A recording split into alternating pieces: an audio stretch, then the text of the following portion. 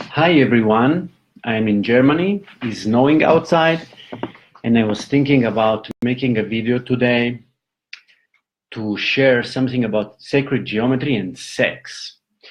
Why sacred geometry? Because actually this is my work. I work with sacred geometry, and I see I have two kind of people reaching me. One is the typical hippie, let's say, and you say, I like sacred geometry.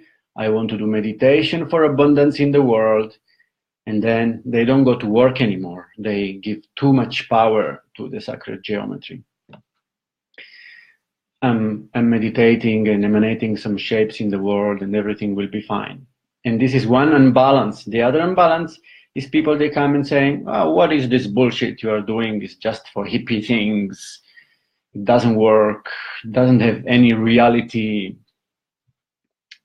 background. So I'm connecting sacred geometry with sex because sex makes everybody attentive all of a sudden. And so what do I want to say? I want to speak about the law of attraction, why we are attracted, why men, when we are in the street speaking about something else, a certain kind of woman is coming and we need to turn our heads. It's something profound in us. And the same for women. You also have this drive of thoughts of your eyes. So I'm speaking about this law of attraction and the complexity theory. So because I come from a science background, I want to start from the complexity theory. That is actually a very complicated theory, but I want to stay very simple. And the complexity theory says that everything that is alive and organic, so like our bodies or plants or other animals or beings, they are alive in this form that we call life, organic life, because they are available, they know how to shift from a cubic structure, that is the crystal structure, to a sphere structure, that is the water structure. And as nowadays everybody knows, we have structure and we are almost full made of water, completely made of water. And the capacity of the human and all the other beings to go from the cube to the sphere is what makes us alive. And we can move and change and grow and multiplicate. So actually what we call life on Earth is created by this possibility of shifting between a structure and liquid, structure and liquid. And the theory of complexity says the more we can pass from one to the other, the more we can adapt and be strong and live longer. So now maybe you're thinking, okay, but what all of this has to do with sex? Well, the basic also of this life is sex. And we all come from a sexual encounter. Yes, your father and mother, they met, they liked each other, they were intimate, and then we all have our stories, how we came. But we all needed a man and a woman. So what are these two principles? Because they are also representing the cube and the sphere. So the man is represented by a cube. And before I continue, just taking consideration is a stereotype. And this exists. It's a stereotype of the masculine. So also a woman can be more masculine. And it has nothing to do about gender or being homosexual or heterosexual. It's more about a masculine and a feminine energy. They meet when there is this difference. When one is a cube and another one is a sphere. And I tell you why. The masculine is a cube. He's solid, he's firm, strong. He doesn't want to change. He's squared. And he's also sustaining. He gives safety. He's there, he's present. You can trust. You can relax. And this is also what women find attractive in men. And also take in consideration, there is this wave now that the men, they need to be gentle and soft and nice and not masculine. There is a lot of judgment, but if you then look at the desire of the woman, well, they like this kind of men. Then maybe our partner, they tell us to be gentle and not get angry and to don't make messes, but then they are attracted to these men. They are jerks. They just do what they want. They are brutal. Why? Because there is something there that represents this masculine energy, because they are cubes. And also, if you see the model of a man, where you see in these newspapers or journals, they are well defined, they have precise hairs, this dress is straight, they have big muscles, and you can see the lines, you know. Also in the belly, you see the turtle belly, very squared. Yeah, this is why the man is seductive, is the attraction for this shape, for the cube. And the feminine now, the feminine is the sphere, is changeable, is round, is always new, is available, is coming near, is going far, is pushing and pulling you. She doesn't want to look the same 2 days in a row. And this is also what men find attractive in a woman. And also here, while we men, maybe we try to fix our women, we want them to be cubic. We don't want them to be emotional. We don't want them to express and complain. We don't want them to change so much the things in the house. But then we are attracted in our unconscious, in our desires, from this uncontrollable neighbor we have. Yes, full of passion. You see, she's dangerous. And maybe you will never approach her, but she's attractive because she's a sphere. She's representing the sphere energy, is uncontrollable and changing all the time. So, and also look at the woman body, all these curves, the asses, the butts, excuse me.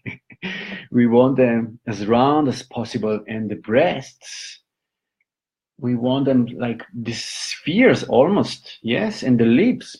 There is this tendency of the woman to make these big lips. We want them to explode in their roundness.